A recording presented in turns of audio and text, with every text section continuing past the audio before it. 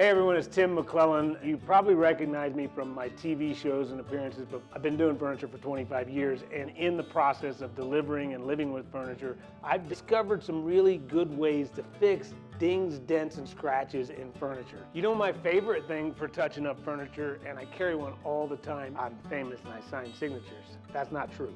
It's a simple magic marker, but on darker furniture, it works like magic.